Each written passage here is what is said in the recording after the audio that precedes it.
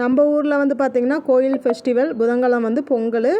நாங்கள் வந்து பார்த்திங்கன்னா பொங்கல் வைக்கல, அப்பா அம்மா வீட்டை மட்டும் கூப்பிட்டு சரி நான்வெஜ்ஜுக்கு சமைச்சிடலாம் அப்படின்னு சொல்லிட்டு பிளான் பண்ணியிருந்தோம். முன்னாடி நாளே உட்காந்து நானே என் தங்கச்சியும் வெங்காயம்லாம் உளிச்சு வச்சிடலாம், அப்போ தான் அடுத்த நாளுக்கு வந்து கொஞ்சம் குக்கிங் ஒர்க் ஈஸியாக இருக்குன்ட்டு எல்லாம் உளிச்சு வச்சாச்சு. எல்லாம் உளிச்சு முடிக்கவே பார்த்திங்கன்னா நைட்டு ஒரு 11 மணி போலவே ஆகிடுச்சு.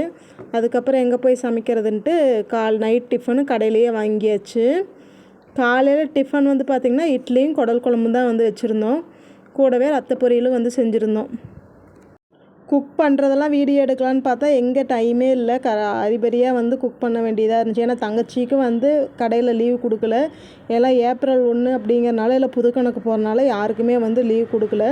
பையனுக்குமே வந்து பார்த்திங்கன்னா ஸ்கூல் இருந்தது ஆஃப் டே. மதியானம் லஞ்சு வந்து பார்த்திங்கன்னா நானும் எங்கள் அம்மாவும் தான் வந்து ரெடி பண்ணியிருந்தோம். அடிக்கிற வெயிலுக்கு கிச்சனுக்குள்ளே பார்த்திங்கன்னா கொஞ்சம் நேரம் கூட இருக்க முடியல, அந்தளவுக்கு வந்து வேக்காடாக இருந்துச்சு. பிரியாணி தாளிக்கிறது எடுத்து பின்னாடி வீட்டுக்கு பின்னாடி இடம் இருக்குது கொஞ்சம், அங்கே வச்சு பிரியாணி தாளிச்சிக்கலாம் அப்படின்னு சொல்லிட்டு பிரியாணி தாளிக்க ரெடி பண்ணியாச்சு.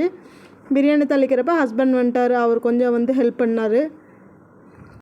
ஹஸ்பண்டும் அம்மாவும் பிரியாணி தாளிக்கிறதுக்குள்ள நம்ம வீடு கிச்சன் எல்லாமே வந்து க்ளீன் பண்ணியாச்சு. ஏன்னா அடுத்த நாள் நம்ம மறுபடியும் வந்து ஒர்க்கை கண்டினியூ பண்ணணும். அம்மா இருக்கிறப்ப எல்லாம் வீடெல்லாம் கொஞ்சம் க்ளீன் பண்ணி வச்சிடலான்ட்டு நான் போய் க்ளீனிங் ஒர்க் வந்து ஸ்டார்ட் பண்ணியாச்சு. ஒரு 2 மணிக்குள்ளே எல்லா ஐட்டமும் வந்து சமைச்சாச்சு. பிரியாணியும் வந்து கரெக்டாக ரெடி ஆகிடுச்சு.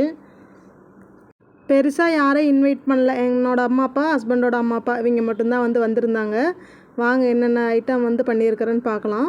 பெருசாக அதிக ஐட்டம் இல்லை, கம்மியாக தான் வந்து பண்ணியிருந்தோம். சிக்கன் கிரேவி, அடுத்தது வந்து பார்த்திங்கன்னா ஒயிட் ரைஸு, முட்டை, தயிர் வந்து முன்னாடி நாளே வந்து பார்த்திங்கன்னா புற ஊற்றி வச்சுருந்தேன். தயிர் அதே மாதிரி வந்து பார்த்திங்கன்னா தயிர் பச்சடி, ரசம். அடுத்தது தான் வந்து பார்த்திங்கன்னா main dish biryani, mutton biryani தான் வந்து செஞ்சுருந்தோம். லைட்டாக வந்து குழஞ்சிருச்சு. டேஸ்ட் வைஸ் பார்த்திங்கன்னா சூப்பராகவே வந்துருந்துச்சு. சாப்பாடு மட்டும் லைட்டாக குழஞ்சி போச்சு, அது ஒன்று தான் மிஸ்டேக் ஆகிடுச்சு.